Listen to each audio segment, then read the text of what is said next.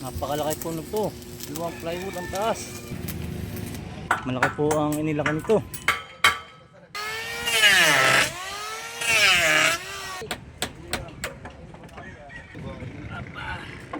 Yan, doon po ilalagay yan.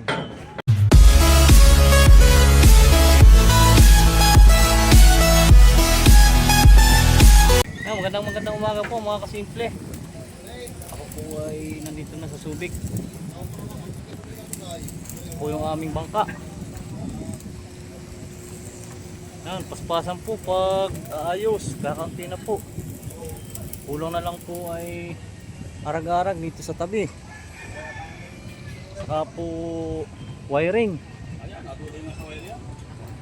Saka yung pag ano ng conversion ng cambio. 2 buwan po kaming legal operation dahil ito po ay ginawa ni Alex Yanela. Yan, si Kapitan po nag-welding doon sa taas.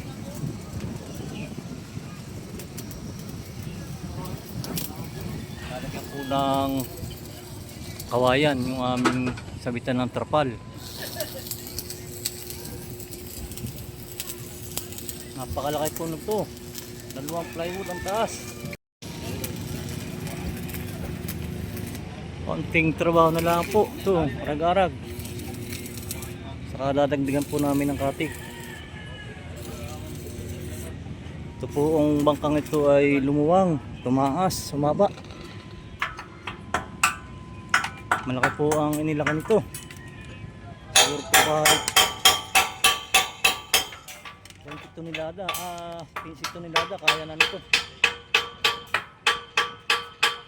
Ayan, baka na ng kamarote.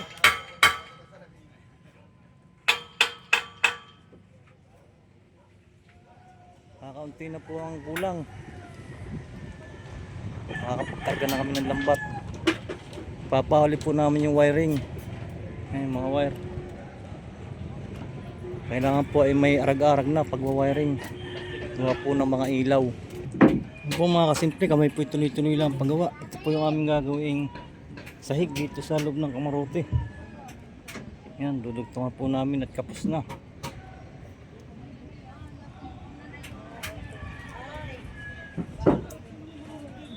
Dito po namin ilalagay. Ito pa ganyan. Yan po mga kasama ko nagtatrabaho pa rin. Ayun na po itong tinatapos-tapos.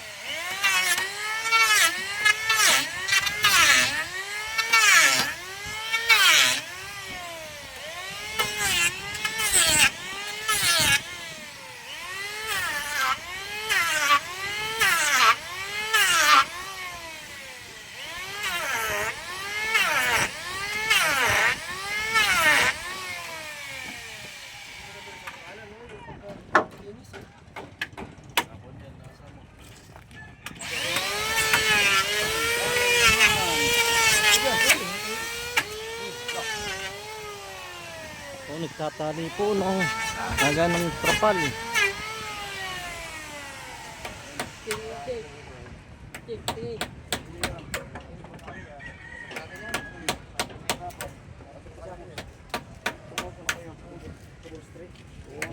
Nagayan po ng trapal. Tapos yung pong pindin na ni Kapitan ay patungan naman itong tubong ito. Ayan. Nalangin po doon sa taas. Tukot.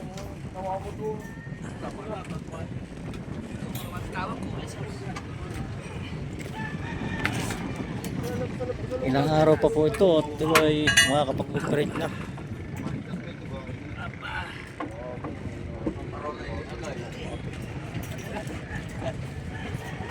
Kuha ka.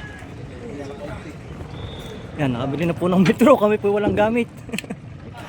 Wala lang, 95. Dudugtungan po namin yung aming gagawing higaan sa loob. Yan, doon po ilalagay yan. Tubo. Tukod sa gitna.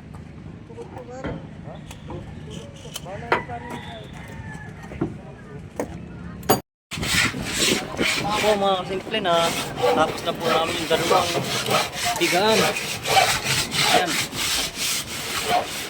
Yan lang isa. Bali tatlo.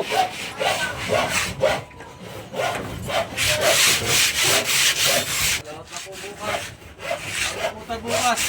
Tinitira na po yung kapitan yung konversyon sa ilalim.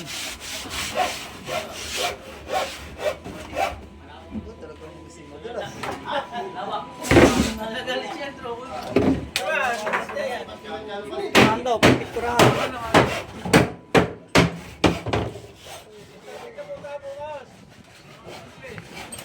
Ito po ilalagyan pa ng salamin. Mga bintana. Tapos wiring.